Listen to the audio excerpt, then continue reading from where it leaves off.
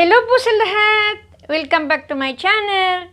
In today's video, mag-solve tayo ng love triangle. Sus, love triangle, ang hirap niyan. Mahirap talaga i-solve pag merong love triangle. Of course, I'm just joking. Today, we will solve triangles, triangular shapes.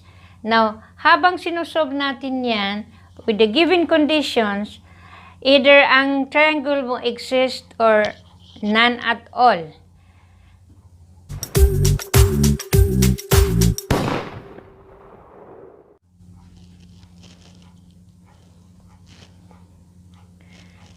Determine the requested angles of the triangles with the sides angles provided. Note that more than one triangle may be possible or none at all. So, ito yung mga given sides and angles. Dito, kaya nga sinasabi dito that the triangle may be existing or none at all. So, in problem number 1, in triangle ABC, AB is equal to 11, BC is equal to 5.4, and angle C is equal to 154 degrees. What is required is the angle A. So, here, sinulat ko na yung solution 1.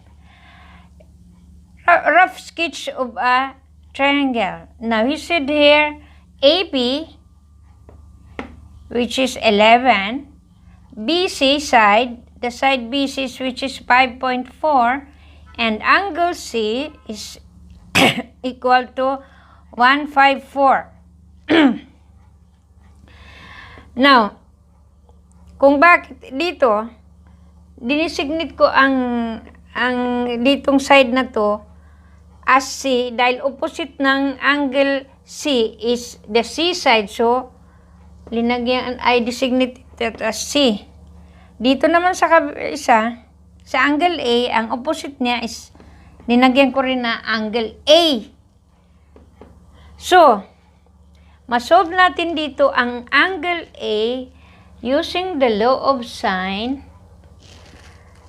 The sine law states that it is the side over the opposite angle which is equal to the another side over the opposite angle and the third side over the opposite angle.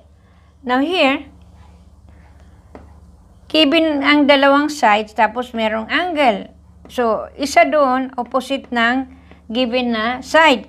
So, therefore, we can use sine law, which equal to the side C over the opposite angle, which is 154 degrees, is equal to side A over the sine A. Yun ang hinahanap natin, yung angle A. Angle dito. Now, substituting the values of C and A, C which is equal to 11, A which is equal to 5.4, and of course, the opposite angle of 11 which is 154, and the opposite angle of 5.4 is the unknown one. So, yun ang hinahanap natin. Therefore, sine A is equal to 0.215. Now, using the scientific calculator, inverse of sine A will result to angle A is equal to 12.42 degrees. Therefore, dito, yung angle A is equal to 12.42 degrees. Yun ang solution sa first question. The first requested angle. Now, another one, triangles ABC has the following particulars. Side A, which is 268 meter, BC, which is 524 meter, and angle C is equal to 144 degrees.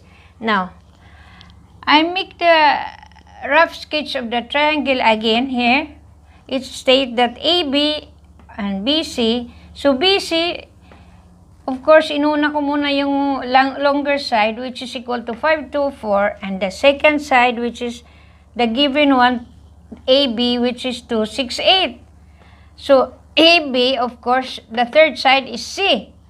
Now, as usual, if you have this angle C, then the opposite we designate is as C side. And same is true with A, the opposite is A side. So, i-designate ko na A.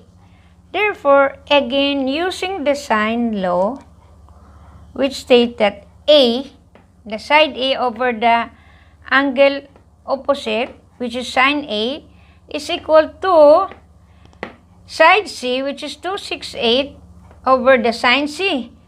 Here, I substitute the value of A, 524, C, which is 268, over the sine A, 524 over sine A is equal to 268 over the opposite angle, which is sine 144.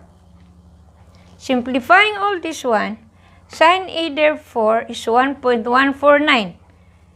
Now, inverse of sine A, it's not existing. In the calculator states that it's not existing. Therefore, no triangle is possible.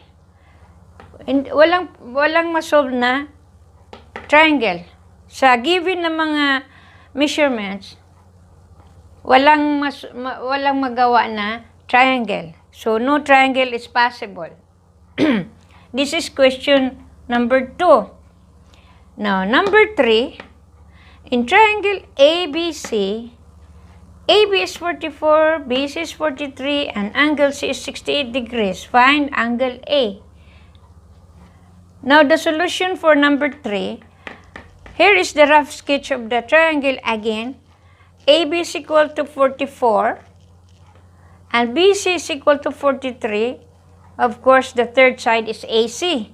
Now, the given angle is angle C, which is equal to 68 degrees. Find the angle A. So, dito sa tatlong problems na to, lahat ang hinahanap dito ang angle A. Therefore, using the sine law again, A over the sine A, which is equal to C over the sine 68 degrees. C over the opposite angle. Therefore, substituting the value of A and C, A is equal to 43 over sine A is equal to C, which is 44 over sine 68 degrees. Therefore, sine A is equal to 0.906.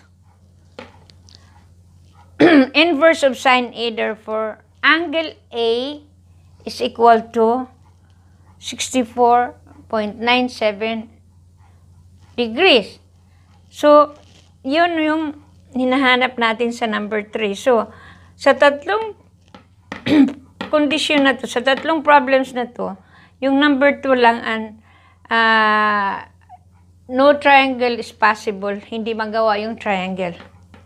Not existing.